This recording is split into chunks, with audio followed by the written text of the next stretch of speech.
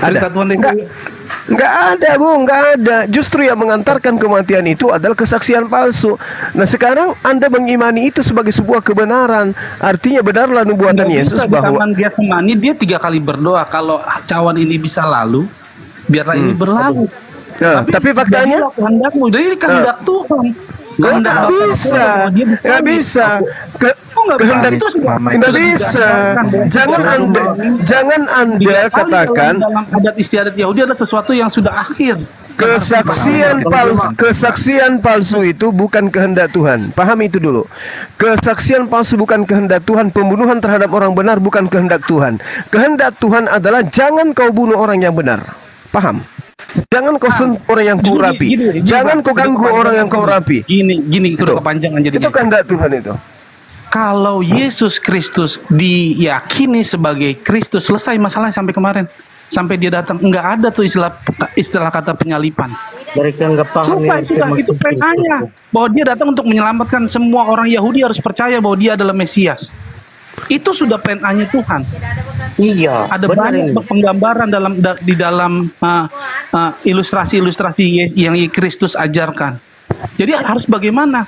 Akhirnya, ya dia harus mengorbankan dirinya. Di mana? Siapa yang mengajarkan dia harus mengorbankan dirinya? Siapa yang mengajarkan kayak gitu? Siapa yang mengajarkan Anda? Siapa yang mengajarkan Anda dia harus merelakan mengorbankan dirinya? Kepada Bapa di surga, kalau bisa lalu calon ini. Lalu kehendak Bapaknya mana?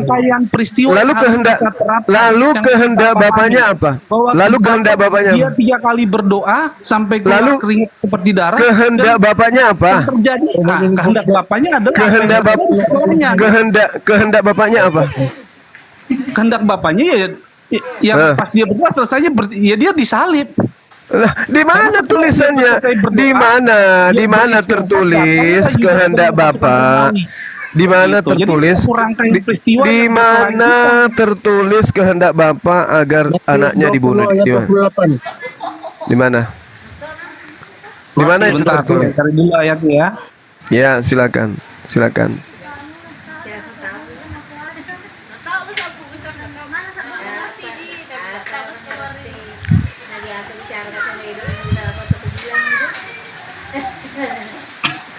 Jangan naik-naik kalau nggak punya data lain kali. Iya, saya tanya mana kehendak Bapak agar Yesus disalib? Di mana tertulis itu? Kamu tanya siapa nih? Aku atau siapa nih? Semua Kristen di dunia. Kalau perlu bangunkan Paulus, suruh jawab pertanyaan saya ini. Betul. Matius 20 ayat 28 baca kan? Matius berapa? Matius 20. Rompulo? Nah. Rompulo songo sompulo. 28.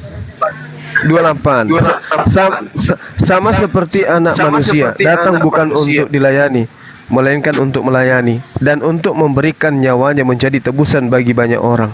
Nah, Yesus itu memberikan nyawanya ketika dia diangkat. Tadi Yesus nggak dibunuh. Nah, gimana ceritanya? Aduh, apa yang Anda ingin jajakan? Kamu bilang tadi Yesus itu nggak dibunuh. Loh, Yesus memang dibunuh kan dalam kitab saudara. Yang saya pertanyakan di sini, di mana kehendak Bapa agar anaknya dibunuh? Itu di mana? Yohanes 3 ayat 16 dan 17. Yohanes itu akan menyulitkan Anda kalau Anda membawa Yohanes 3. Bagaimana aku menyulitkan? Karena ya iyalah. Mana ada di situ dikatakan. Kamu baca barang ini Bang, Yohanes Lukas 22 34 39 coba nih. Kalau saya baca saya mati ininya apanya? Suaranya. Lukas berapa? Lukas 22 34 39 itu di Taman Getsemani. Lukas 22 nomor 39. Bukan Bang, mungkin maksudnya sekiranya cawan itu bisa lalu. Aku berkata kepada Petrus, hari ini ayam tidak akan berkokok sebelum engkau 3 kali menyangkal bahwa engkau mengenal aku. Itu ya. Apa kan mengenai ini dengan Bukan. Lukas pasal 22:42. Saya baca Dua. katanya ya Bapak. Ya Kalau- Bapakku, engkau mau ambillah cawan ini daripada aku, tetapi bukanlah kehendakku, melainkan kehendakmu yang terjadi. Nah, mana kehendak Tuhan agar anaknya ini dibunuh? Di mana tertulis kehendak Tuhan? Bunuhlah anakku, Itu kepadanya kehendakmu yang terjadi. Yang terjadi apa dalam kehidupan Kristus? lah. Selesai dia selagi dia masih berbicara, datanglah rombongan ayat 45-nya. Itu kehendak, rangkaian itu peristiwa. kehendak Kalau Romawi. dibilang diserupakan, dia bukan dia tidak hanya mati. Tunjukkan Dia tidak kehendak mati, Bapa, dia mati tunjukkan sekali, dia kehendak mati. Bapa. 3 hari, Tunjukkan pada hari kehendak dia Bapa bangkit, berkeliling agar 40 Yesus hari dibunuh. dengan lubang di tangan, di lambung, di kaki. Mana Menunjukkan dalilnya? Mana dalilnya? Tadi kami sudah menunjukkan Yohanes 11, Matius 26, kehendak orang-orang Romawi dan Yahudi lah yang kemudian menginginkan pembunuhan terhadap Yesus, bukan kehendak Bapa. Apakah Anda ingin mengatakan bahwa kehendak Bapa iblis memasuki Yudas agar berkhianat? Kan bukan. Nah, saya minta mana kehendak Bapaknya, bahwa aku berkehendak agar anakku yang kukasihi dibunuh di atas tiang salib. Itu tertulis di mana? Minimal seirama dengan itu. Itu tadi nggak bisa paham itu. Lukas 22 Itu tadi. katanya pakai akal. Saya bingung loh. Loh. Kalau ngomong pakai akal, tapi Iya, nyambung. dengarkan. Bagaimana? Ya Bapakku, Oke, jikalau itu kita engkau ngomongin. mau, ambillah cawan ini daripada aku, tetapi bukanlah kehendakku, melainkan kehendakmu lah yang terjadi. Nah, mana Ya tunjukkan, udahlah. mana tunjukkan Udah, kehendak Bapak? Kalau Mana Bang Juma tunjukkan? punya akal bisa ngerti gitu. Udah cukup, udah kepanjangan Bang Juma ya. Jadi cukup kita pakai akal aja ya. dengarkan saya. Masih punya, ya coba Justru mesin yang ada di dalam kepalamu itu yang rusak. Hanya satu kalimat. Mesinmu itu rusak. Mesinmu itu rusak. Saya tanya samamu, mana dalilnya? Mana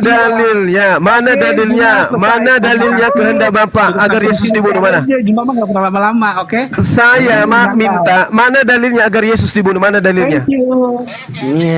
Kamu ke rumah sakit, Bung. Kamu ke rumah sakit. Periksa otakmu itu.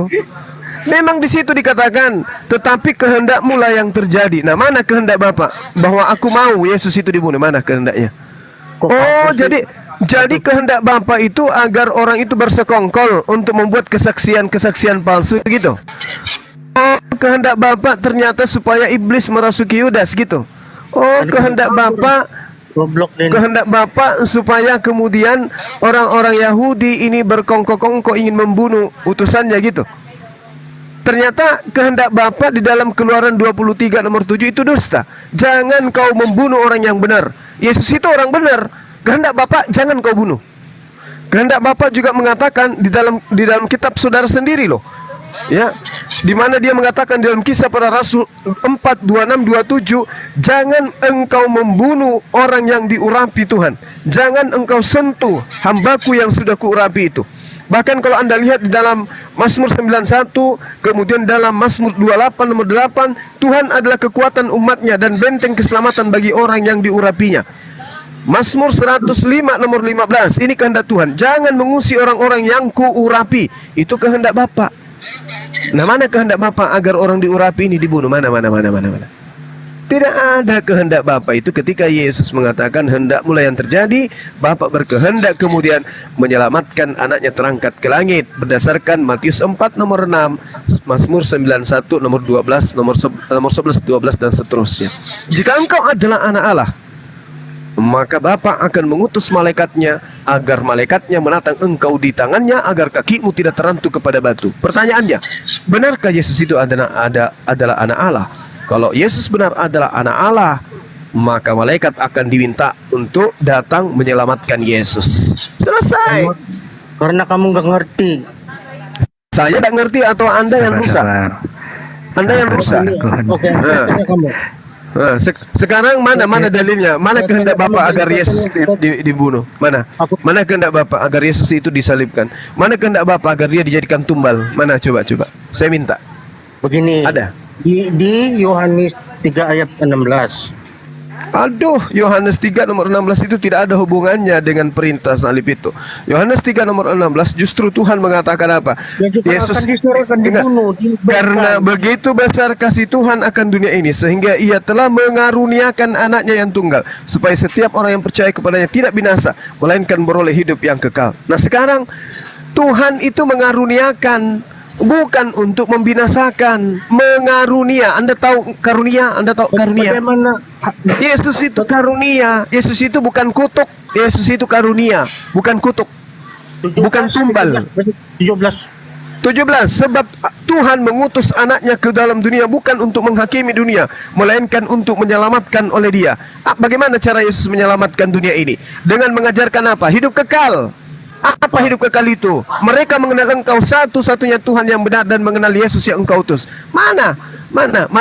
Bagaimana cara Yesus menyelamatkan? Di mana dia mengatakan, aku menyelamatkan dunia dengan mati di atas tiang salib? Mana? Ya. Ada. Nah, nomor berapa lagi? Ayo cepat. Tenang, jangan marah-marah. Bukan marah. Jaringan saya loh di sini. Cepat. Jangan marah dong, tenang. Iya, nomor berapa lagi? Biar ku bacakan sekalian supaya Anda paham gitu loh. Ayo. Kita belum menemukan kehendak Bapa agar anaknya dibunuh ya. Belum ada ya. Jadi kalau anakku tumbal. Sementara imamat 1 nomor 2 yang harus menjadi tumbal itu adalah hewan korban. Ayo. Menterasa no. Imamat 18:20. Jangan kau menjadikan tumbal manusia. Layaknya kau seperti dewa Molok. Tuhan tidak mau. Ayo, nomor berapa lagi? Ayo cepat. Mau Ki kau datang besok. Jadi Islam itu membela agar Yesus utusan Tuhan yang suci yang mulia itu jangan sampai dibunuh sama orang-orang kafir Romawi. Tapi kalau Anda Kristen, Anda berusaha supaya Yesus itu mati. Itu usaha Anda. Tapi mohon maaf, Bible Anda yang menolaknya. Dan kami pun akan membantu untuk memahami Yesus yang kami akui sebagai Nabi utusan Tuhan kepada Bani Israel tidak akan pernah bisa dijamah oleh tangan-tangan jahat. Ayo, kalian pingin kali Nabi Tuhan, utusan Tuhan ini mati terkutuk, tapi kami nggak ingin. Itulah bedanya kita. Ya, Bang Suma, izin respon ya kalau boleh ya. Ya, silakan. Ya, saya respon sedikit. Pak Dragon mohon izin. Pertama, Bang Suma tadi mengatakan, yang paling baru saja tadi mengatakan bahwa menurut Kristen memang dalam Alkitab Yesus harus disalib sesuai dengan yang tertulis. Tetapi teman-teman Muslim berusaha untuk menyangkal itu, berarti menolak Alkitab. Begitu Bukan ya? bukan menolak Bible. Justru Bible yang mengatakan Yesus tidak disalib. Oke. Tadi kan data-data ku bacakan dari Bible, Bang. Oke, tapi data itu masih kurang, Bang, karena cerita yang lengkap itu memang Yesus disalib. Jadi penggalan-penggalan yang Bang Suma, penggalan-penggalan yang Bang Suma ambil tadi tidak menyatakan Yesus tidak disalib. Masih ada penggalan-penggalan yang lain yang menyatakan Yesus disalib. Iya, memang ada penyaliban terhadap Yesus. Kan ada dua Yesus yang ditangkap waktu itu. Yesus Barabas. Barabas itu artinya apa? Barabas artinya putra Bapa. Kan gitu, putra ayah. Dengan Yesus anak Maria. Nah sekarang yang Anda imani kan putra Bapa. Sementara Yesus anak Maria kan Anda tidak imani. Kalau Anda mengimani putra Maria, berarti Anda mengimani manusia ini utuh 100%. Tapi karena Anda mengimani Barabas putra Bapa, berarti penjahat tersohor yang menjadi buronan daripada Romawi, itulah yang dieksekusi. Ayo, gimana tuh? Karena di Amsal 21:18 jelas dikatakan, 18:21 dikatakan bahwa orang fasik, pengkhianat akan dijadikan sebagai pengganti orang yang benar. Kan gitu. Oke, Bang Suma, saya respon. Kalau Bang Suma bilang ada 2 orang yang ditangkap, itu keliru, karena Alkitab mengatakan hanya 1 yang ditangkap, yaitu Yesus sendiri. Sedangkan yang dimaksud Yesus Barabas memang ada tradisi untuk membebaskan salah satu tahanan. Nah itu ditangkap juga. Jadi kan ditangkap itu bersamaan. Makanya Pilatus bertanya, yang manakah yang akan kubebaskan di antara dua salah satunya? Yang manakah yang harus hukum mati di antara salah satu dan antara dua ini? Yesus Barabas atau Yesus anak Maria? Nah, ternyata orang Yahudi maunya apa? Yesus putra Bapa, kan gitu. Nah, Ya, sekarang jadi yang sekarang ditangkap permasalahannya. Nah, Yesus sekarang pada fase ini permasalahannya, memang tahanan statusnya. iya ditahan juga. Nah, sekarang ketika Yesus sudah dieksekusi, Yesus Barabas ini kemana ceritanya? Kenapa hening? Nggak ada pemberitaan. Kalau Yesus yang asli kan sudah terangkat ke langit, hening sudah dia. Itu wajar. Tapi Yesus Barabas kemana setelah itu?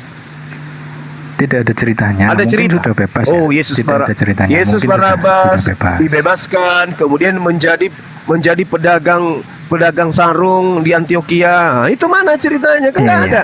Pertama, ya Nah, saya responnya berarti- Bang Suma mohon izin. Mungkin 1 Iya, menit lah. silakan. Ya. Pertama itu tidak ada ceritanya. Ya, jadi penjelasannya hanya dibebaskan saja. Kemudian Bang Zuma tadi mengambil ayat di dalam Keluaran ya. Orang yang tidak bersalah dan orang yang benar tidak boleh kau bunuh. Sebab aku tidak akan membenarkan orang yang bersalah. Betul ya? Lah, ayat ini kan Ya. memang ya itu memang sudah perintah Allah. Tetapi Imam Farisi kan melanggar ini. Dan berusaha meskipun melanggar, berusaha supaya tidak terlihat melanggar. Makanya menghasut orang Romawi atau menghasut umat menyerahkan Yesus kepada orang Romawi. Jadi seolah-olah yang membunuh adalah Romawi, padahal hasutan dari Imam Farisi. Karena jika Imam Farisi yang membunuh, berarti dia sudah melanggar perintah Allah di sini, di dalam Keluaran pasal 23 ayat 7 ini. Itu tadi. Kemudian tadi Bang Sumo mengatakan di mana Oke. kehendak Bapa. Oke, berarti Ayat kehendak Bapa. Saya respon dulu, Bang. ya di mana? Ya, pertama Di kalau mana? perkataan Bapa secara langsung memang tidak ada. Ya, tetapi karena kita pakai Alkitab, kita ikuti klaim-klaim yang ada di Alkitab. Ya, Yesus sendiri pernah berkata begini, sebab aku berkata-kata bukan dari diriku sendiri, tetapi Bapa yang mengutus aku, dialah yang memerintahkan aku untuk mengatakan apa yang harus kukatakan dan aku sampaikan. Saya ulangi, sebab aku berkata-kata bukan dari diriku sendiri, tetapi Bapa yang mengutus aku, dialah yang memerintahkan aku untuk mengatakan apa yang harus kukatakan dan aku sampaikan. Ya, Ya. dan di ayat-ayat yang lain juga Terus? ada lagi klaim-klaim Yesus. Yesus mengatakan misalnya, anak manusia harus menanggung banyak penderitaan dan ditolak oleh tua-tua, imam-imam, kepala, dan ahli Taurat, lalu dibunuh dan dibangkitkan pada hari ketiga. Ingat ya tadi ya, klaim yang tadi saya sampaikan di awal. Jadi apapun yang Itu keluar tertulis dari- di mana? ini di dalam, misalnya di dalam Lukas atau mungkin di dalam Matius. Iya, yang tertulis di Lukas bangkit hari ketiga itu di mana? Lukas 24 kan? Lukas 9 pasal Tapi 2 kan tidak ada. Lukas pasal 9 ayat 22. Lukas pasal 9 ayat 22. Ya bukan Oke, hanya itu oke, saja, masih ada lagi. Jadi secara langsung memang tidak ada, tapi kita percaya dan kita ikuti alur klaim-klaim yang ada di dalam Alkitab. Meskipun itu keluar dari mulut Yesus sendiri, tetapi kita percaya Yesus juga mengikuti kehendak Bapanya. Bahkan dikuatkan lagi pada waktu Yesus selesai berdoa di doa keduanya ya. Terjadilah sesuai kehendakmu, bukan kehendakku. Nah, jadi ketika Bang Sumo mengatakan ada nggak ayat kehendak Bapak, secara langsung Bapak mengatakan tidak ada. Tetapi kita gunakan alur klaim-klaim seperti ini. Jadi Ya, saya rasa artinya- apa yang saya sampaikan ini sudah menjawab bahwasanya ada Oke. memang kehendak Bapak. Oke, Iya. nggak ada kehendak Bapak. Sekali lagi saya katakan tidak itu Bang. ada kehendak Bapak. Nggak ada sama sekali kehendak Ketika Bapak. Bang Zuma mengatakan tidak ada, Bang Zuma sedang membantah argumen saya yang mana. Yang pertama saya Itu- bilang tidak ada secara yang- eksplisit. Yang Oke, kedua sekarang argumen secara klaim-klaim. Oke. Jenengan Oke. sedang membantah yang mana? Oke, Kalau secara seduduannya saya eksplisit memang bantah. tidak ada. Seduduannya saya bantah. Anda diam dulu. Giliran saya untuk meluruskan. Oke, silakan. Iya, saya bantah. Kehendak Bapak agar Yesus itu tidak dibunuh. Betul atau tidak? Benar nggak? Itu dulu. Yang Tolong, mana lah itu loh? Saya tadi sudah baca kehendak Bapak. tolong Anda jawab. Kehendak Bapak anak Sabar, itu manusia. klaim orang-orang yang datang. Sorry. Kehendak Bapak anak manusia gimana? Loh ini perkataan Yesus dan Yesus Kehendak Bapak anak berkata, manusia yang mana? anak manusia harus menanggung banyak penderitaan. Iya, Di sabar, dalam Lukas pasal sabar. 9:22. Saya sabar. Apakah Oke, itu silakan. kehendak Bapak? Apakah itu kehendak Bapak? Kan itu bukan kehendak Bapa, itu cerita Lukas kan. Sementara ketika di dalam Lukas 22, dia pun 24, dia menceritakan bahwa ada tertulis Mesias akan bangkit pada hari ketiga. Menurut hukum Taurat, menurut kitab para nabi, menurut Mazmur. Tapi kan tidak ada data itu. Dari situ aja kita sudah tahu bahwa Lukas ini melakukan satu kebohongan. Nah, kemudian dia mencoba memfitnah Yesus dengan mengatakan, dan Yesus berkata, dari mana Lukas tahu? Dia pernah bertemu rupanya. Antara dia dengan Lukas pernah bertemu. Itu tertulis di mana?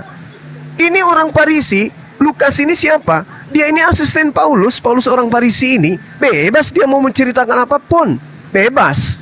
Sementara firman Tuhannya, Anda mencoba mengambil Keluaran 23 nomor 7. Kan kehendak Bapa itu sudah sangat jelas.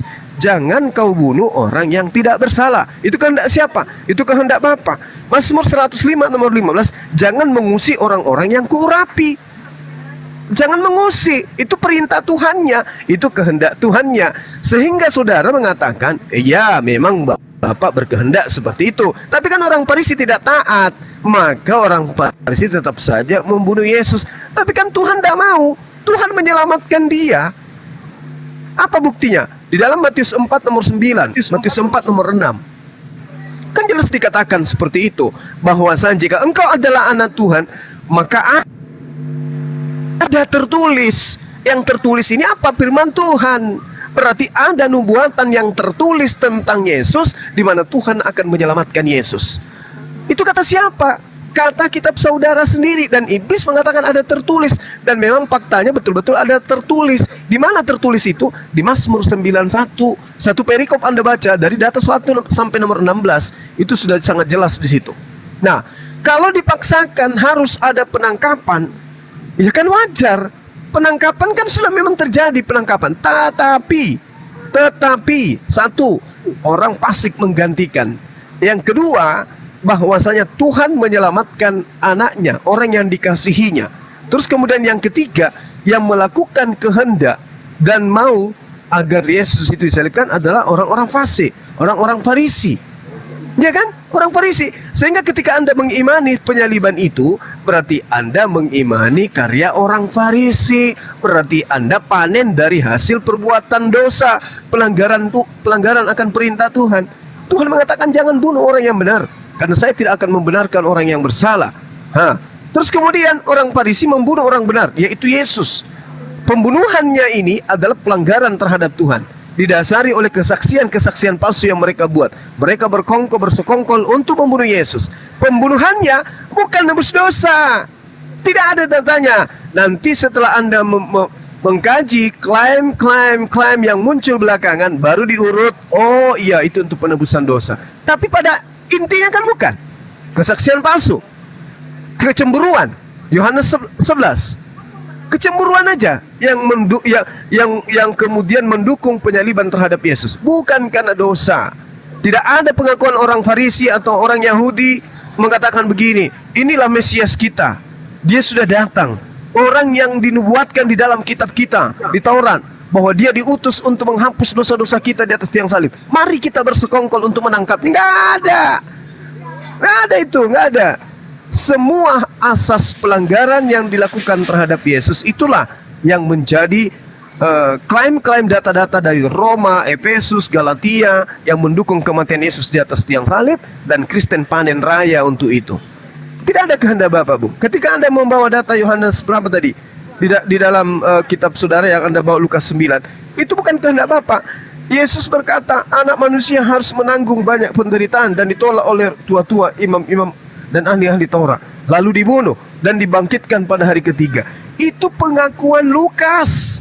Yesus berkata, itu pengakuan Lukas. Dan terbukti pengakuannya ini di dalam Lukas 24 yang mengatakan ini tertuang di kitab Mazmur, kitab Taurat dan seterusnya, tapi tidak ada di Taurat. Berarti ini adalah sesuatu informasi yang dituliskan oleh Lukas berdasarkan hasil penyelidikan, tetapi hasil penyelidikannya error.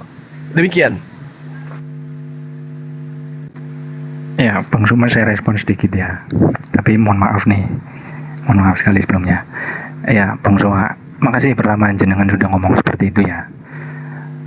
Pertama tadi saya sudah sampaikan bahwasanya memang perkataan secara langsung tidak ada Tetapi berdasarkan apa yang tadi saya sampaikan, apa yang Yesus katakan, itu juga yang diajarkan oleh Bapaknya.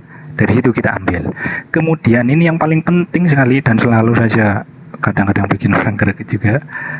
Dikatakan bukan kehendak Bapa, tapi cerita Lukas. Siapa Lukas? Lukas menulis anak manusia harus menderita, wafat dan bangkit. Itu bukan perkataan Yesus, tapi pengakuan Lukas. Itu informasi error. Lukas melakukan kebohongan, benar Bang Suma? Ya enggak apa-apa sih. Ya betul. Karena Yesus mengatakan, aku tidak berkata-kata dari diriku sendiri. Oke, lanjut. Oke. Ya.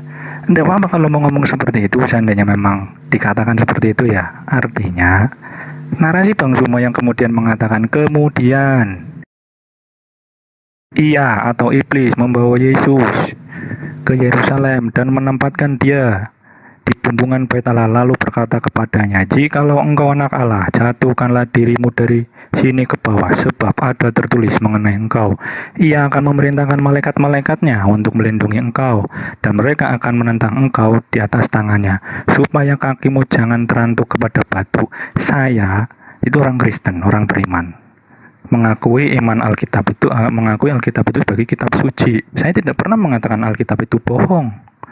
Sehingga argumentasi saya mengatakan sesuai dengan apa yang dia katakan Alkitab.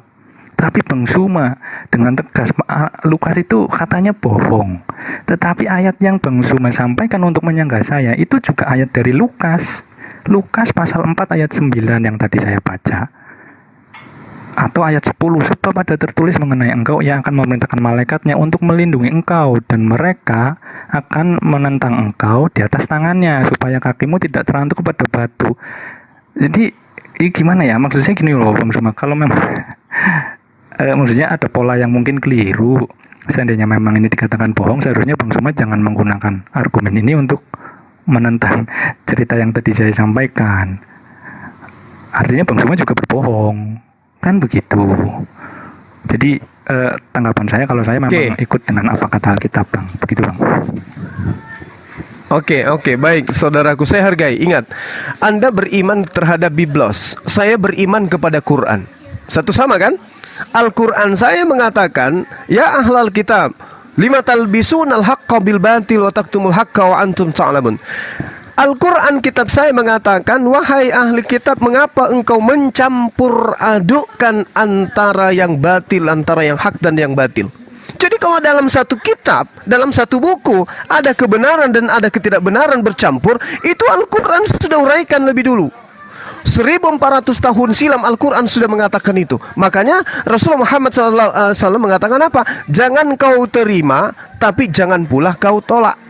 Jangan kau terima sebagai firman Tuhan, tetapi jangan pula kau menolaknya sebagai karangan manusia. Itu. Tapi terima sebagai ilmu pengetahuan. Makanya dalam satu kitab ada yang mengatakan seperti ini, ada yang mengatakan seperti itu. Wajar, Al-Quran memang sudah menguraikan itu, bahwa orang-orang terdahulu mencampur adukan antara kebatilan, antara hak dan yang batil. Mereka mencampur adukan antara firman Tuhan, sabda Nabi, dengan karangan bebas manusia. Coba Anda pikirkan, Lukas berkata, Yesus berkata anak manusia harus menanggung. Ini Lukas tahu informasinya dari mana? Mata rantai sanad penyampaiannya itu dari mana? Sedangkan Yesus mengatakan, ini di dalam kitab Yohanes, dia mengatakan, aku tidak berkata-kata dari diriku sendiri. Satu, segala firman yang engkau berikan kepadaku telah aku sampaikan kepada mereka. Dua, berarti Yesus tidak menambahkan, Yesus tidak mengurangi. Sementara Lukas mengatakan dalam kitabnya, di Lukas pertama, data nomor 1 sampai nomor 4, dia memanggil sosok nama Theophilus yang mulia. Banyak orang yang menyusun berita-berita tentang peristiwa-peristiwa yang terjadi di antara kita. Maka saya merasa terpanggil, bukan wahyu, tetapi dia hanya orang yang terpanggil untuk kemudian menyusunnya kembali. Dia bukan nabi, dia bukan rasul, tetapi salah seorang yang gemar menulis. Dan ternyata dia adalah seorang dokter, dia adalah seorang tabib, gemar menulis. Dari hasil penyelidikan terhadap cerita-cerita peristiwa yang terjadi, dia susun kembali. Apakah itu wahyu? Apakah itu firman Tuhan? Tidak. Itu adalah karya tulis, ya, yang Anda imani sebagai firman Tuhan. Seperti itu saudaraku. Jadi kaidah saya Al-Quran, lima talbisunal haqqa bil batil. Engkau mencampur adukan kebenaran dan kebatilan, padahal engkau mengetahui kebenaran itu. Nah, inilah yang terjadi. Kalau tidak terjadi di dalam kitab saudara, ada mengatakan A, ada mengatakan B, bertentangan, kontradiksi, seperti Al-Quran keliru. Tapi faktanya, hari ini kita membuktikan. Kan itu poinnya. Nah, Al-Quran, kitab saudara mengatakan bahwasanya kehendakmu lah yang terjadi. Jangan boleh kau minum, tapi kehendakmu lah yang terjadi. Ternyata kehendak Bapak setelah kita selidiki, jangan kau ganggu orang yang kuurapi, jangan kau bunuh orang yang tidak bersalah, sebab aku tidak membiarkan orang yang bersalah, lalu tidak membenarkan orang yang bersalah. Lalu dia katakan, jangan engkau persembahkan manusia, lalu kemudian persembahkanlah hewan kurban dan seterusnya. Itu kan bertentangan. Ketika kemudian narasi klaim belakangan Roma dengan darahnya, dengan dagingnya dan seterusnya, itu kan bertentangan dengan kehendak Tuhan. Makanya kita minta mana kehendak Tuhannya agar Yesusnya itu dibunuh. Nggak ada. Kehendak Bapaknya agar orang diurapi, nabinya agar jangan disentuh, kemudian orang yang tidak bersalah jangan dibunuh. Itu jelas. Jelas sekali ada kehendak Bapak itu tertulis di kitab saudara. Tapi kehendak Bapak agar Yesus itu dibunuh itu tidak ada sama sekali. Nanti muncul klaim dari orang Farisi, lalu kemudian Anda imani. Saya kira begitu, Bang. Silakan. Iya Bang Suma. Saya bisa menanggapi ya. Bentar Pak. Sedikit lagi. Saya nanggapin sedikit lagi, tapi mohon maaf ini saya ngomong mohon maaf lagi. Bukan saya mau so tahu enggak, tapi ayat yang jenengan tadi bahwa mungkin kalau anda salah di Al-Baqarah pasal ayat 42 ya. Jadi janganlah kalian campur adukan antara kebenaran dan kebatilan, kalau anda salah itu bunyinya. Yang setahu saya itu sehubungan dengan ayat itu tuh mengatakan bahwa jangan dicampur antara Yahudi, Nasrani dengan Islam dalam hal ajaran. Sehingga saya juga tadi bingung kenapa Bang Suma mengatakan sepertinya berbeda tadi makna yang disampaikan. Jadi saya rasa mending kita sama-sama ikutlah apa yang disampaikan oleh Yesus ya di dalam Matius. Assalamualaikum Sensei, Tuan Guru, Uskup. Iya, sebentar Pak. Iya. Waalaikumsalam. Salam aja. Siap. Ya, jadi itu saya tadi rasa kita Bro Uskup, ikutin sebentar Pak. Tadi poinnya mantap lagi. itu. Enggak, poinnya tadi poin dari Sensei Jumo itu mantap sekali. Apa perbedaan penyelidikan dengan pewahyuan? Itu mantap sekali itu poin itu. Coba tolong dijelaskan dulu. Silakan Bro. Itu mantap itu. Mantap itu poin itu. Coba biar tahu semuanya dulu, Bro. Silakan Bro. Enggak, kalau soal bedanya itu penyelidikan dengan pewahyuan apa bedanya? Sebentar, jangan dulu lari ke situ. Ya sebentar, enggak, ini kan poin dari Sensei Jumo tadi. Selesaikan dulu ini. Apa Sebentar, lo kok panik Nepros baru ngomong satu kalimat kau udah teriak-teriak semua. Apa pendasarannya apa? Sebentar, Nepros kan baru ngomong Sekarang satu kalimat. Semua udah teriak. Waduh, kacau ini. Kacau. Ya pendasarannya apa dulu? Kalian sudah masuk dalam ranah penghujatan terhadap keimanan seorang. Nepros ini kok mengerikan sekali. Sebentar. Apa beda? Apa beda? Sebentar, jangan ke ayat dulu. Tidak, itu Zuma apa tadi bilang Santo Lukas itu pembohong. Pendasarannya dari mana? Penyelidikan. Apa beda? Penyelidikan dengan pewahyuan apa bedanya? Tolong dulu jawab. Apa bedanya? Bingung lah. Nepros yang nanya bingung lah. Iya, apa beda? Pewahyuan dengan penyelidikan maksudnya apa ini? Bedanya apa? Kitab dari hasil penyelidikan dengan kitab dari hasil pewahyuan apa bedanya? Apa bedanya? Menyelidiki berarti dia mencari tahu dulu. Aduh, bedanya apa sama pewahyuan? Bang Neplos. Bang, Udah, mohon maaf dulu Bang, biarkan dulu Bang Juma, soalnya rehat kan? Tidak, ini jam 6 Bang Juma. Dulu. Apa maksudnya? Juma menyampaikan bahwa Santo Lukas pembohong. Ya silakan. Itu pertanyaan Bang Neplos juga tanggapin, silakan. Iya, pertanyaan dari Bang Neplos juga tanggapin, silakan. Ayo silakan. Jangan marah-marah. Bang Neplos cuma ngomong sedikit aja, jangan marah. Oke. Aku tadi tinggal satu Bang Suma. Aduh, sayangnya. Ya, silakan dulu. Diselesaikan. Iya. Silakan.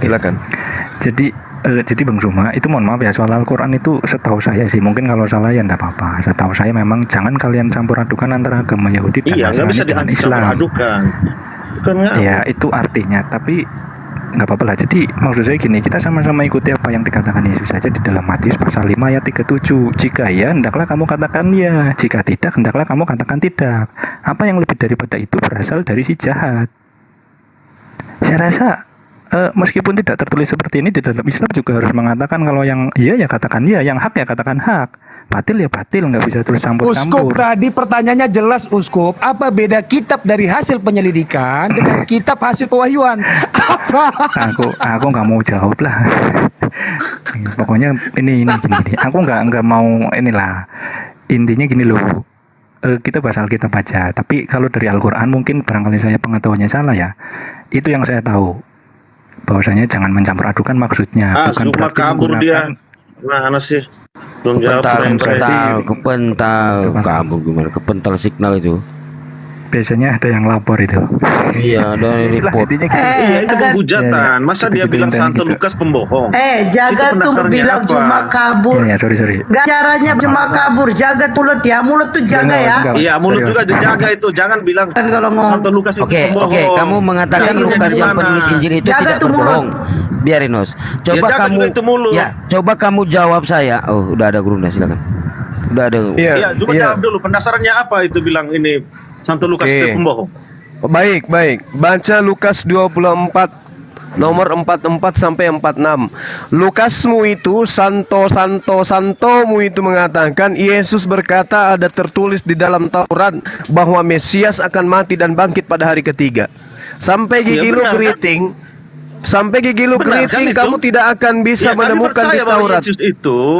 Di mana tertulis di Taurat bahwa ada Mesias mati bangkit pada hari ketiga? Di mana? Di mana? Ayo. Di Taurat berapa? Imamat kah, bilangan kah, ulangan kah, kejadian kah? Di mana itu tertulis? Bukti bahwa santomu itu kantongin dan karungin pulang. Dia pendusta. Paham? Jawab kau. Masih mau kau datang besok? Masih mau kau datang besok lagi? Nubuat, sebentar. Masih mau kau datang lagi besok? Sebentar, saya mau tanya, apa nubuat itu tentang Nabi Muhammad? Coba kau jelaskan. Jawab aja dulu. Kamu lari-lari.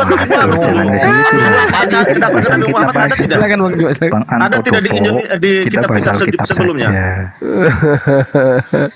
Kalian mencari tahu tentang keimanan seorang, tapi kalian jawab itu. Ada tidak nubuat tentang Nabi Muhammad? Kamu ngerti apa itu nubuat? Iya, sebelumnya aku tanya dulu. Kamu ngerti apa itu nubuat? Ya, nubuat itu ramalan para nabi sebelumnya. Oke. Di dalam Ulangan 18 nomor 18 ada nabi di mana Tuhan menyimpan firman-Nya di dalam mulutnya dan datang sama seperti Musa. Tolong jawab saya, siapa yang menggenapi ada nabi yang di mulutnya ditaruh firman Tuhan tidak keluar dari mulutnya selain daripada firman Tuhan? Siapa itu? Ya, kau tahu sendiri tuh, siapa mau jawab kau punya pertanyaan. Sekarang begini, nggak punya sekarang lagi. Lagi. Kalian menghubung-hubungkan ada bilang di ini Kidung Agung, ada Makmadim, itu nubuat. Kalian juga. Udah. Saya tanya Ulangan 18 aja, nomor 18 Anda kok nggak bisa jawab kok? Bukan nggak bisa jawab. Karena kenapa? Karena Anda tidak menemukan adanya nabi setelah Nabi Musa yang di mulutnya ada firman Tuhan tanpa ada tambahan dan tanpa ada pengurangan. Dan di data 19-nya nabi itu setiap berkata firman Tuhan diawali dengan kata Bismi Anoki, dengan namaku, Bismillahirrahmanirrahim. Itu siapa tuh pelakunya tuh? Paulus. Itu urusan kalian itu. Itu urusan kalian. Kan tadi Anda bertanya tentang nubuatan, saudaraku. Ya, nubuat. Saya kan tanya nubuat Nabi Muhammad itu pernah ada tidak di kitab-kitab sebelumnya? Nah, itu tadi ku bacakan samamu. Bismi Anoki itu siapa? Apa? Ulangan 18 kitab Ulangan. Coba cari Ulangan. Apa? Ulangan berapa tadi? Ya kau buka, kalau kau punya Bible kau buka. Jadi tadi Anda tidak mendengar. Jadi kalian percaya sama Alkitab ya? Iya, Al-Quran mengatakan lima talbisun al-haqqa bil batil. Ada kebenaran yang dicampur adukan dengan kebatilan. Kamu bilang Alkitab itu saya mengkajinya dari original teksnya. Di situ kan Bismi Anoki. ada nabi yang menerima wahyu di mana setiap wahyu itu disampaikan selalu diawali dengan nama Tuhan. Bismi Anoki, dengan semua menyebut nabi kan namaku. pasti ngomong tuh pasti dengan nama itu Tuhan. betul. Coba kamu awali Lukas itu dengan Bismi Anoki. Di mana Lukas mengawali dengan nama Tuhan? Coba di mana karangan Lukas diawali dengan nama Tuhan? Coba Bismi Anoki Tepelius yang mulia. Mana itu? Ya itu sudah digenapi, Bang. Digenapi khususnya digenapi pada ayat ke-20. Sudah digenapi khususnya pada ayat 20 kan tadi katanya untuk ini. Katanya untuk Nabi Muhammad. Kalau saya rasa sih keliru. Seandainya benar mungkin sudah digenapi di ayat 20-nya. Ini saya bilang seandainya loh ya. Karena seolah-olah Bang Suma memaksa sekali. Kalau saya rasa ini bukan untuk Nabi Muhammad. Loh, kalau bukan lalu siapa, Bang? Bang? Benar berarti tergenapi di ayat 20-nya.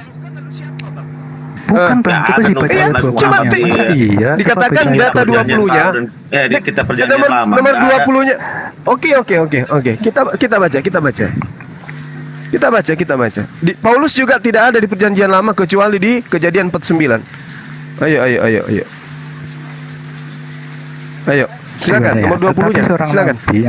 Yang terlalu terlalu berani. Terlalu berani untuk mengucapkan demi namaku perkataan yang tidak kuperintahkan untuk dikatakan olehnya, atau yang tidak berkata demi nama Allah lain. Nabi itu harus mati. Oke, nah Paulus gimana kematiannya? Jadi Yesus kalau ada gimana nabi yang kematiannya? mengucapkan firman dari setan, sebentar Bang, sebentar. Jadi kalau ada nabi yang mengucapkan kata-kata dari setan, itu harus Iya, semua nabi mati, nggak ada lagi nabi yang hidup sampai hari ini. Apakah dengarkan, semua nabi itu harus mati. Semua nabi harus mati. Tidak ada nabi yang hidup sampai hari ini. Oke, kecuali Nabi Isa alaihissalam. Tapi dia beda alam, wajar. Nah, sekarang masalahnya adalah di situ Nabi Isa yang kalian percaya penekanannya harus mati. Artinya dia harus mati dalam keadaan mengenaskan. Paulus gimana kematiannya? Bukan, Bang. Bagaimana pengarang kitab kalian, pengarang kitab kalian itu, pengarang kitab kalian ada nggak yang matinya baik? Nggak ada yang matinya baik. Nah, siapa yang matinya baik? Siapa? Mati dalam keadaan minum kopi siapa? Bukan itu, Bang. Minum apa? Minum kopi siapa? Kopi dari mana? Kan dalilnya setiap nabi itu apa? Penyampai wahyu. Katanya karangan-karangan mereka itu adalah wahyu, ilham. Katanya berarti mereka nabi. Itu. Nah, makanya seorang nabi yang mengaku bahwa dia menyampaikan wahyu Tuhan, itu buktinya kita lihat, palsunya tidaknya itu kita lihat dari kematiannya. Ayo, tunjukkan saya yang mana dari pengarang kitab saudara yang matinya baik-baik. Ada yang mati sementara nonton atau apa gitu. Ada nggak? Kalau nabimu mati kenapa? Mati memang sudah sampai ajalnya beliau. Enggak, umur masih berapa kok? Dia 63 tahun. Al-Qurannya sudah selesai, hadisnya sudah selesai, semua ajarannya sudah selesai, sudah tamat. Nah, bagaimana dengan nabimu Paulus? Nah, gimana matinya tuh? Paulus bukan nabi, kami rasul itu. Oh, Kisah Para Rasul 13 nomor 1. Saulus itu nabi. Enggak ada.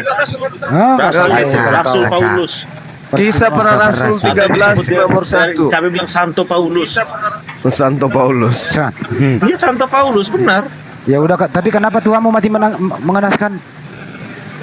Coba lihat, dia mati dan di tempat dia kepalanya itu lenting 3 kali, dan kalian cari saja. Itu ada.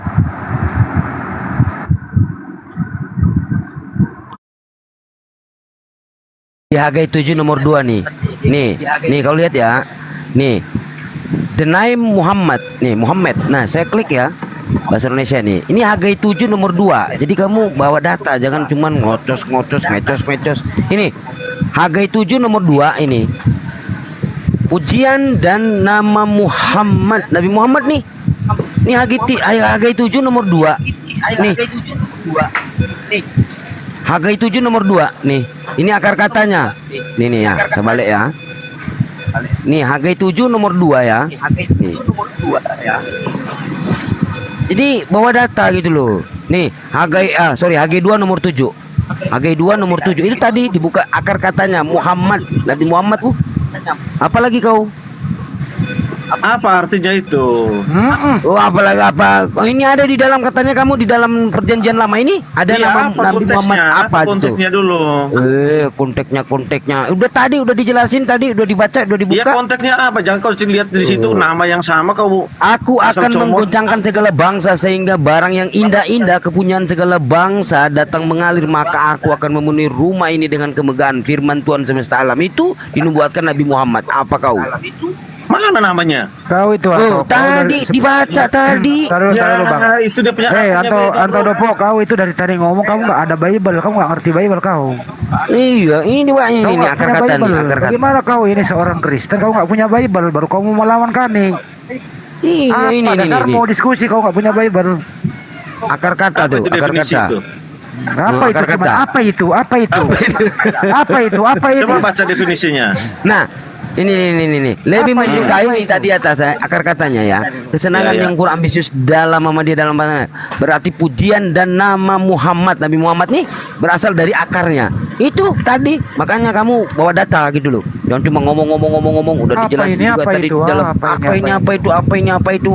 apa ini dibesarin ini dulu. Aja ditanya dulu dia. Terus itu nubuat untuk lo diam dulu. Gue mau nanya lu dulu sebelum lanjut. Lu punya Bible nggak di situ? Ya ada lah masalah orang Kristen gak ada. Ya coba kamu baca. Yang penting nih, yang paling Yohanes 13 aja deh. Coba yang pendek aja. Kalau ada Bible, saya pengen dulu tahu. Kau punya Bible apa tidak? Tes dulu. Memalukan kau kalau kau Kristen nggak punya Bible. Coba kau buka Yohanes 13. Kamu yang lebih memalukan agama Muslim tapi kalau kau punya Bible, kayak orang pintar aja dulu satu data. Kalau kau nggak punya Bible, lebih baik kau turun. Coba buka dulu satu, lu baca aja dulu. Dari tadi ini muter aja kau nggak punya ilmu. Coba buka Bible-mu dulu. Iya, kau yang punya ilmu, ngomong sudah kau. Ya udah, buka Bible-mu dulu. Buka kalau kau punya. Punya atau tidak? Jawab. Ya saya ada Bible apa? Ya udah buka Yohanes 13 lu baca. Atau enggak aja Kisah 14:10. Coba buka. Kisah Rasul 14:10 coba lu buka. Yohanes 13 tadi. Enggak usah itu ganti Kisah 14:10 aja. Kamu menyebut aku guru dan Tuhan. Kisah 14:10 sebab akulah guru dan Tuhan. Kisah 14:10. Kisah 14:10. Kisah para Rasul 14:10. Tadi kan kamu bilang Yohanes 13. Ya udah satu lagi. Buka ini. Kisah 14:10. Coba. Enggak, tadi yang kamu ngomong pertama. Ya udah Kisah 14:10. Udah dengar. Kamu menyebut aku guru dan Tuhan. Ya, satu dan lagi. Kamu itu tepat. Ya, satu lagi. Memang akulah guru dan Tuhan. Kisah 4:10, sorry. Kisah 4:10. Loncat-loncat lagi kau. Ya. Coba baca. Iya, apa yang maksud kau tadi yang 13? Ya udah baca lagi 13. Hah? Buka lagi satu. Buka satu lagi. Kau pengen tes kamu itu. Satu Korintus deh. 1 Korintus 4:10. Buka situ. 1 Korintus 4:10 deh. Tenang. Coba kalau kau punya Bible 1 Korintus 4 nomor 10. Kalau kau punya Bible, gue pengen tes lo. Tadi itu kan yang umum, berarti kamu masih ada ilmu dikit lah. 13. 1 Korintus 4:10. Ayo baca. Kalau kau nggak punya Bible, berarti kau nggak bisa baca. Karena saya jamin 1000% kau nggak hafal. Coba buka 1 Korintus 4:10. Daripada panjang ngobrol sama orang nggak punya ilmu, nggak punya Bible, terus apa ini, apa itu. Ya, ini maksudnya apa? Maksudnya kau apa? Baca. Udah gini aja gini ya. Bentar dulu. Iya, kau baca lah di situ. Tahu, kalau kau punya Bible, buka 1 Ya, kau yang baca lah. Kalau kau buka, kau baca lah. Kau punya Bible nggak? Ya, saya punya Bible. Ya udah buka. Kalau kau punya apa, kau baca lah. Ya udah buka. Ini kan ada maksudnya. Ya udah Ini buka kan aja, baca dulu. Saya tahu kau punya maksud. Baca. Kalau saya baca ini kan berarti kau langsung bilang kami bodoh kan? Enggak. Tapi ini kan ada dia punya maksudnya. Kami minta cuman baca doang, nggak mau dibahas. Gua pengen tes dulu punya Bible apa tidak. Itu iya, itu saya sudah tahu kau punya arah. Kau punya seorang bodoh kan? Arahmu saya sudah baca. Ya coba baca aja dulu. Kalau kami baca, berarti kau menganggap kami bodoh. Berarti kau nggak punya Bible. Nah, saya ada Bible, tapi bohong kau kalau hanya mengambil satu ayat.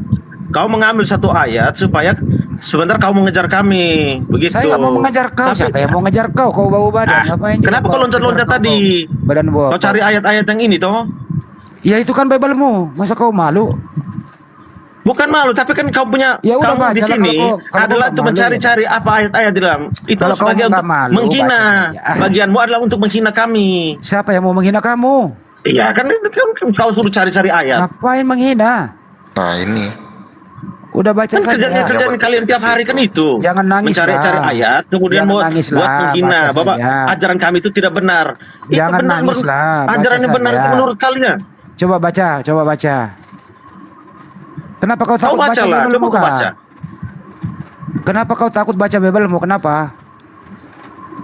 Ya kan satu ayat saja kau bahas di situ. Ya kalau begitu baca Kejadian sampai Wahyu. Kan ada punya ayat-ayat yang lain. Kalau begitu baca Kejadian sampai Wahyu, coba baca. Sanggup? Kau sanggup baca itu? Ya katanya jangan comot. Gila disuruh semua nggak mau. Ya memang kalian kan comot-comot ayat, dimasukkan satu ayat. Ada kan dia punya perikopnya. Ya baca lah, coba. Baca bro, baca dulu bro. Baca bro. Baca aja. Ayo baca. Kenapa kau malu baca? Ini dengar ya. Kami bodoh oleh karena Kristus, tapi kamu akan arif dalam Kristus. Kami lemah, tapi kamu kuat. Kamu mulia, tapi kami dihina. Hore, udah baca dia. Hore. Nah, sudah. Ya sudah. Nah, itu kan hore. Apa? Sudah. Cuma hore doang kok. Udah dengar. Iya, udah dengar. Jangan segitu toh, Pak. Baca ayat. Omelin bro nih. Omelin Pak Antopodo. Lanjut Bang Juma sebelum rehat. Antodopo. Sorry. Itu Bang Juma mau rehat itu. Lanjut Bang Juma. Udah. Bang Juma mau rehat itu. Lanjut dulu ke Bang Juma. Iya. Hore. Silakan Bang Juma. Jangan baca sampai 13. Bang Sidik. Iya, jadi setelah saudara Antodopo ini mengetahui ternyata orang yang Anda sebut Santo tadi melakukan kebohongan dengan mengatakan ada tertulis di Taurat, tapi ternyata tidak ada tertulis di Taurat, apakah Anda masih mempercayai hasil penyelidikannya? Tidak. Masih. Sekarang begini, nubuat tentang Mesias ini ada di Taurat, ada di nubuat kitab apa nabi-nabi yang lain. Saya malah balik tanya. Yesaya, ada nabi Yeremia, ada di Daud. Dilanjut dulu teman-teman. Kita musim maghrib di sini. Silakan. Oke, silakan Bang Handi, Bang Sidik. Bang Juma rehat. Omelin dulu tuh, Bro Admin gimana ini Bro Admin ya? Sensei Andi mau maghrib dulu ya. Sekarang begini. Bang Sidik di mana? Bukan di Jakarta, Bang Sidik. Kirainnya di Jakarta. Iya kok masih. Kirain di Jakarta. Masih jam 5. Bang Witmi jangan gitu suaranya di YouTube jelek. Makassar. Wih, Oke, cepat Bang sekali Handi, udah di silakan. Makassar. Tadi malam bilang Jakarta. Dia kan punya sayap. Nah itu dia. Punya tunggangan. Aduh. Mana Terima kenapa kasih. cuma Jangan diam? senggol-senggol. Mujahidin geng Wita nih. Ini geng Wita kita nih. Lanjut. Geng Wita. Lah, Bali Wita ternyata ya? Pengkores tuh ini. Sekarang begini, saya Bali Wita ya? ini kan kalian menyomot ayat, kalian tidak mendengarkan penjelasannya kan? Ya, jelasin. Ya Silakan makanya dijelasin. mereka nanya, kamu yang jelasin. Mereka nanya bukan mencomot ayat, mereka nanya itu kamu yang jelasin. Itu temanmu Kristen loh yang tadi ngomong. saya suruh baca doang kok. Menandakan berarti dia masih punya Bible itu doang, nggak ada maksud lain. Iya, kan kalian kan saya tadi kan kebaca di depan. Ya udah selesai kan. Nggak Berarti usah kalian nangis. itu kan hanya mencari ayat untuk menghina. Itu kan bagian dari Kok dirimu. menghina? Siapa yang menghina? Coba Pak Goitmi orang netral. Kerjaan kalian kan begitu. Kalau diam dulu, di sini ada Pak Goitmi Kristen juga. Apakah ada pernyataan kami yang menghina Pak Goit? Jadi di sini begini, bro, sama kayak tadi, misalnya Sekarang coba kasih begini. contoh, Bang Handi tanya ke saya, coba biar kamu tahu cara menjelaskannya seperti gimana. Jangan kita langsung statement mereka menghina, gitu. Ya. Contoh Misalnya Bang Handi pertanyaannya. tadi nanya, coba kau baca 1 Korintus 4 ayat 10. Oke, saya baca. Kami bono oleh karena Kristus, tetapi kamu arif dalam Kristus. Kami lemah tetapi kamu kuat. Kamu mulia tapi kami hina. Tapi penjelasannya seperti ini Bang Handi, bla bla bla bla bla. Ya iya, dijelasin. Jangan kau langsung bilang mereka menghina. Enggak ada kalimat menghina mereka dari tadi saya lihat. Itu temanmu Kristen loh, itu Kristen yang ngomong. Makanya jangan baper, bro. Kalau ada ilmu baper Ada, pakai Pak. naik diskusi ya, ini Mungkin- berbahaya nih. Mungkin perlu slow sedikit, enggak apa-apa Pak Antropo. Silakan, Itu Bang kok Bro. banyak kok yang baper-baper Ya, ya. bawa dengan tenang. Kita ini diskusi di sini bawa dengan tenang. Oke, kamu memang sudah didoktrin dari kecil itu memang iman kamu ke Kristen, tapi kamu juga punya pemikiran yang sehat loh. Jadi jangan sampai doktrin itu menguasai otak kamu dan kamu melihat seseorang yang menanya tentang agama kamu seolah-olah itu menghujat. Jangan. Setuju. Seperti itu. Ya, iya, itu sebenarnya jawabannya sudah ada di ayat 14-nya. Nah, kan seperti Apa? itu penjelasannya. Jadi Ayatnya sudah di ada di ayat 14. tulisannya begini, hal ini kutuliskan bukan untuk memalukan kamu, ya kan? Meskipun ditulis aku bodoh begitu ya. Jadi hal ini kutuliskan bukan untuk memalukan kamu, tetapi untuk menegur kamu sebagai anak-anakku yang kukasihi. Sebab sekalipun kamu mempunyai beribu-ribu pendidik dalam Kristus, kamu tidak mempunyai banyak bapa. Karena akulah yang dalam Kristus telah menjadi bapamu oleh Injil yang kuberitakan kepadamu. Sebab itu aku menasihatkan kamu, turutilah teladanku.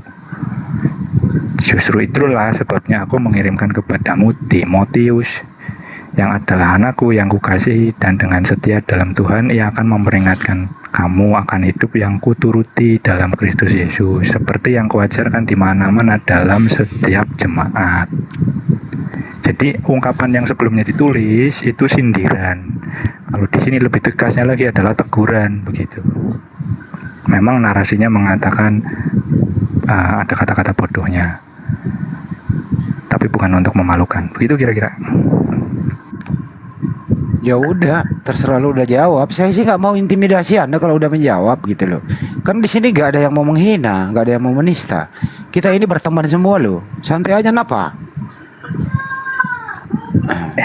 Iya. Lanjut. Ya udah, aku Bang lanjutin Handi. lah supaya tetap sepaneng. Apa Lanjut, maksudnya? Bang Kores. Diskusi. Apa maksudnya bodoh dalam Bang Kristus? Kores selesain dulu makannya. Tadi makan Yang lanjut. sambil ngomong. Iya. Bang Ayo. Kores, aku ada saran, boleh nggak? Enggak. Bang. Suaranya ya Masuk dikecilin. Iya. Kalau ngomong mic-nya agak jauh, napa Bang? Biarin nggak apa-apa, terusin. Ini udah jauh, ini di kamar sebelah mic-nya. Mana ada? Mbak cerita. Terusin. Ya udah nanya ya. Aku Antodopo dikit apa? ya, aku dikit ya. Ya udah Aku Bunda dikit, aku Rahmanya. mau sholat maghrib. Dik, 1 menit. Gini. Nah inilah ya, Bang siapa ya tadi, Bro Admin ya. Dikit-dikit yang dikutip surat-surat Paulus. Nah itulah yang gue bilang ya, keyakinan kalian atau iman kalian itu dipengaruhi oleh surat-surat Paulus. Gitu aja ya, aku mau sholat. Lanjut. Silakan Mbak Kores. Waduh, Nah, gimana Bu, masa nggak pakai surat Paulus? Berarti bukan Kristen toh. Oh alah, iku loh jawabannya. Gak usah ke topik itu udah. Makanya gue bilang topik bisa Nah, aku- belok loh. Lanjut. Aku mau nanya itu yang apa sih pengertian bodoh karena Kristus itu?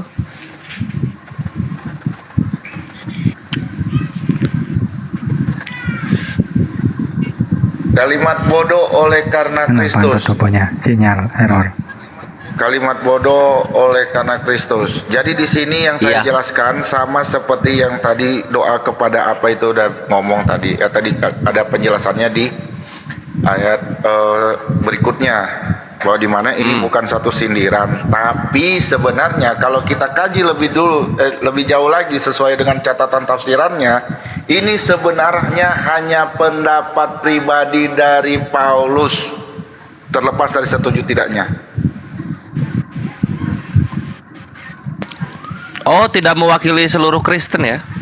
Ya terserah kalau yang mendoktrin ke situ. Kalau saya kan kagak. Nyelamatin diri ya, nyelamatin diri sendiri.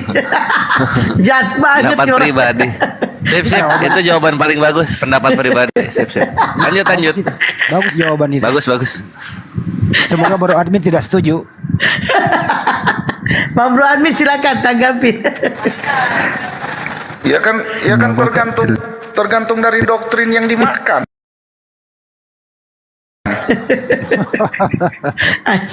Silakan Bro Admin, silakan Bang Bro Admin. Iya, yang kebetulan saya kemakan doktrin ini, Pak. Jadi saya ikutin. Lain kan? Iya kan, kita kan sama-sama semua. Ya, lain dia. Gentleman aja kita ngomong. Kita sama-sama makan doktrin semua. Lain ini lainnya, silakan Bang. Kita sama-sama makan doktrin, tapi menunya beda biasanya. Doktrin yang mana nih yang dimakan? Iya. Betul. Kalau Pak Gwidi dokternya pakai jengkol, Pak Bro Admin pakai pete kali. Bukan. Saya doktrinnya pakai kurma. Oh, kurma. Silakan Bang Bro Admin. Ya, saya rasa tadi udah terwakilkan. Nah, berarti benar, dia juga sama dengan saya pemahamannya. Enggak, ini yang lagi percaya sama Paulus dia. Ini yang lagi login nih gimana? Dia lagi login pula itu mau ditanya. Jadi menurut Pak Gowin, kami bodoh karena Kristus itu artinya apa? Itu hanya kepada Paulus saja, tidak mewakili Anda gitu loh Bro Admin. Apakah Anda setuju ya? Setuju Bang kan Andi. Kalau setuju saya, kalau setuju dia. Para utusan ya. Betul ya, para utusan yang dimaksud di situ. Iya. Termasuk Timotius. Oh, jadi artinya semua yang memberitakan lah. Iya, jadi menurut dari semua buku yang memberitakan. Menurut buku yang saya terima tapi belum ditulis, ya. Itu kata-kata saya itu, kata-kata saya. Ikut-ikutan Bang Hadi dia. Bang Hadi ikut-ikutan kamu semua loh Bang. Lah kan itu guru saya beliau. Bang Hadi nggak boleh dong. Pakai kamus masing-masing lah. Nggak apa-apa dia pakai dulu nggak apa-apa.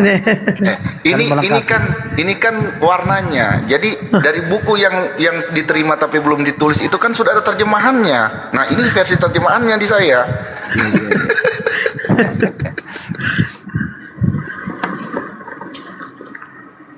Bang Kores tanya lagi Bang Kores. Kalau diskusi begini kan ketawa sambil ketawa kan enak. Jadi jangan langsung menjudgment bahwa di mana mereka comot-comot ayat terus mereka